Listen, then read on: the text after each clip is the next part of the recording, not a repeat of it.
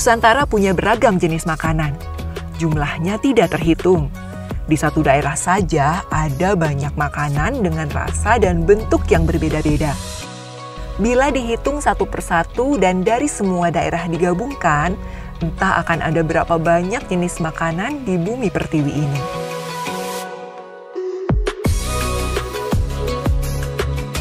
Apalagi dari waktu ke waktu selalu ada jenis kuliner olahan baru. Kendati begitu, makanan-makanan jadul tetap disukai dan tak tergoyahkan. Pecel misalnya. Sampai sekarang, pecel masih ada dan banyak peminatnya. Padahal makanan kesukaan Presiden Soekarno ini sudah ada sejak Indonesia belum merdeka.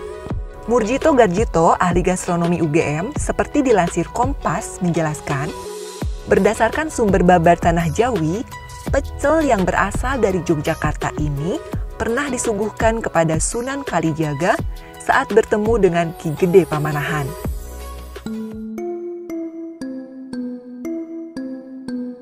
Saat bertemu dengan Sunan Kalijaga di pinggir sungai, Ki Gede menghidangkan sepiring sayuran, sambal pecel, nasi, dan lauk pauk lainnya. Sementara kata pecel sendiri berasal dari kata dipecel atau diperas dan dibuang airnya. Sedangkan babar Tanah Jawi adalah karya sastra berbentuk tembang dalam bahasa Jawa yang berisi tentang sejarah Pulau Jawa. Kitab itu menceritakan raja-raja di Pulau Jawa dari era Hindu-Buddha hingga Mataram Islam. Selain itu, ada pula disinggung tentang Nabi Adam dan nabi-nabi lainnya. Babar Tanah Jawi merupakan salah satu jenis historiografi tradisional dan menjadi salah satu sumber dalam rekonstruksi sejarah di Pulau Jawa. Itu baru tentang sekilas sejarah pecel. Masih banyak jenis makanan lain yang usianya sudah ratusan tahun. Sejarawan kuliner Universitas Padjadjaran, Fadli Rahman, seperti dilansir Kompas, mengatakan, sejarah kuliner di Nusantara sudah ada dalam naskah-naskah dan prasasti Hindu-Buddha. Ia menambahkan, beberapa kuliner pada zaman Hindu-Buddha yang masih ada sampai sekarang diantaranya sambal, rawon, dan dawet. Menurutnya, sejarah tumbuh kembang kuliner Nusantara sudah ada sejak datangnya berbagai pengaruh dari luar ke Nusantara. Saat ajaran Islam masuk ke Nusantara misalnya, terdapat beberapa negara yang turut berpengaruh membawa budaya kuliner asalnya, seperti dari Jazirah Arab dan India. Makanan seperti kari dan gulai diketahui merupakan makanan yang hadir setelah negara Jazirah Arab dan India menyebarkan ajaran Islam di Nusantara.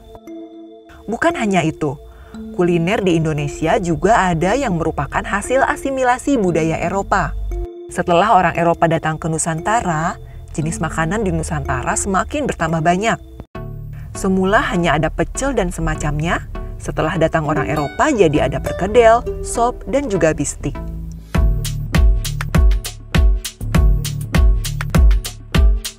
Ngomong-ngomong soal perkedel, beberapa waktu lalu sempat ramai soal kepanjangan dari perkedel.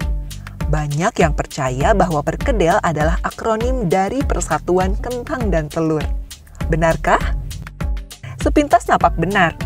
Sama halnya seperti batagor yang merupakan akronim dari baso tahu goreng, atau colenak yang berarti dicocol enak, atau aci digoreng yang dikenal dengan cireng, atau cilok dari aci dicolok, atau ini nih, cari uang jalan kaki alias cuanki. Warga plus 62 memang kreatif dalam soal begituan mah. Namun khusus perkedel sebenarnya itu berasal dari bahasa Belanda, yakni frikadel. Itu adalah makanan berbahan daging yang dicincang lalu dipadatkan dan digoreng. Sementara di kita, kebanyakan perkedel ini berbahan kentang. Tidak hanya makanan, Eropa juga turut membawa pengaruh pada cara makan. Sebelumnya, budaya makan di Nusantara tidak menggunakan sendok dan garpu, juga tidak memakai meja. Namun, setelah datang orang Eropa, perlahan cara makan di kita berubah.